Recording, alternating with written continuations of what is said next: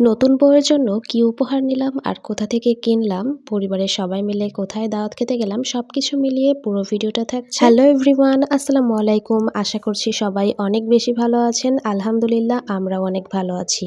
তো অনেকদিন ধরে এই ভিডিওটা শেয়ার করব ভাবছি, কিন্তু শেয়ার করাই হচ্ছিল না। আর আজ যেহেতু আমার সময়ও পাচ্ছিলাম না, তো ভাবলাম আজকে এই ভিডিওটা শেয়ার করি। এই ভিডিওটা প্রায় 1 মাস আগের, তবে আমার ফোনে যে ভিডিওগুলো ছিল আপনাদের সাথে শেয়ার করতে আমি একদমই ভুলে গিয়েছিলাম। আর 2 দিন ধরে আমার মেয়েটাও যেহেতু অসুস্থ, ভাবলাম যে কি ভিডিও শেয়ার করব, খুঁজে পাচ্ছিলাম না। তো ভাবলাম যে তাহলে এটাই আমি আপনাদের সাথে শেয়ার করি। বেশ কিছুদিন আগে আমরা একটা দাওয়াত পেয়েছিলাম, আর সেটা হচ্ছে হিন্দু বাড়ি থেকে। হিন্দু বাড়ি থেকে এই প্রথম আমরা দাওয়াত পেলাম। আর আমি কিন্তু জীবনে কখনো এর আগে যাইনি কোনো হিন্দু বাড়িতে বা দাওয়াত খেতে।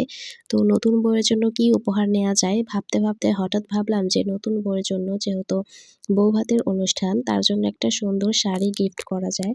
আর এই শাড়িটা কিন্তু আমি অনলাইন থেকে পারচেজ করেছিলাম। অনলাইনে এত সুন্দর সুন্দর কাতান শাড়িগুলো পাওয়া যায়, আর এগুলো কিন্তু ইন্ডিয়ান শাড়ি। আর নেভি ব্লু কালারের উপরে দেখতে কিন্তু বেশ ভালো লাগছিল। তো ক্যামেরাতে কিন্তু একটু গাঢ় দেখাচ্ছে কালারটা, রয়্যাল ব্লু কালার দেখাচ্ছে। আসলে কিন্তু এটা নেভি ব্লু কালার ছিল। তো মোটামুটি সারা শাড়ি ভরে কাজ ছিল। আমাদের বাড়ির সবার কিন্তু এই শাড়িটা অনেক পছন্দ হয়েছে, আর নতুন বউ যেহেতু তার অনেক সুন্দর মানাবে। আমি এই শাড়িটা যেহেতু অনলাইন থেকে কিনেছিলাম, তারা কিন্তু শাড়ির বক্স দিয়েছিল না, শাড়ির যে অরিজিনাল প্যাকেটটা ছিল সেইটা দিয়েছিল, কিন্তু শাড়ির কোনো বক্স ছিল না। তো আমি ভাবলাম যেহেতু একটা গিফট করব, তাকে একটা বক্সে দিলে ভালো হয়, তাই আমি একটা বক্স নিয়ে সেটা রিবন দিয়ে সুন্দরভাবে প্যাকেজিং করছিলাম। তো শাড়িটা প্যাকেজিং এর পর আমরা কিন্তু সবাই দাওয়াত খেতে চলে আসছি। এখানে আমি ছিলাম, আমার মা ছিল, আমার ভাগ্নি ছিল, আমার বাবা ছিল, তো আরও 2-1 জন ছিল। তো তারা ক্যামেরার সামনে আরও সামনে ছিল, যে জন্য আমরা ক্যামেরাতে নিতে পারিনি একসাথে। যাই হোক, তো আমরা কিন্তু বিয়ে বাড়িতে অলরেডি ঢুকে পড়েছি।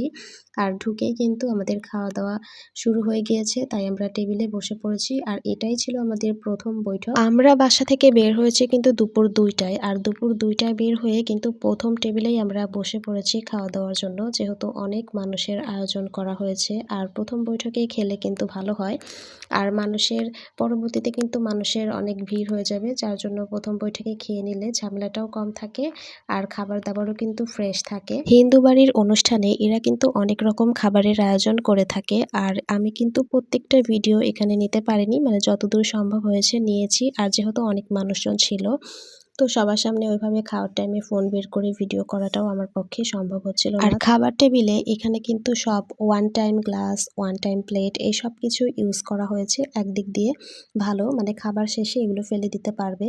তো প্রথমে হচ্ছে পোলাও দিয়ে গিয়েছে প্লেটে, সবার প্লেটে। তারপরে কিন্তু এখানে মুড়িঘণ্ট ছিল, তার সাথে ছিল হচ্ছে একটা করে বেগুনি। আর এরপরে কিন্তু মুরগির রোস্ট ছিল।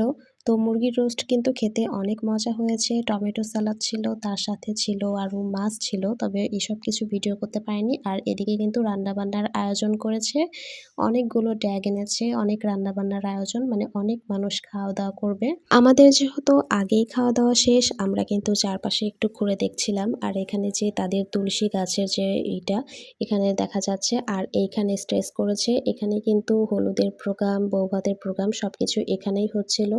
তো বাড়ির সবাই কিন্তু বউ দেখার জন্য অধীর আগ্রহ নিয়ে বসেছিল। তো বউ কিন্তু পার্লারে সাজতে গিয়েছিল, সেও চলে এসেছে, এখন স্টেজে গিয়ে উঠবে।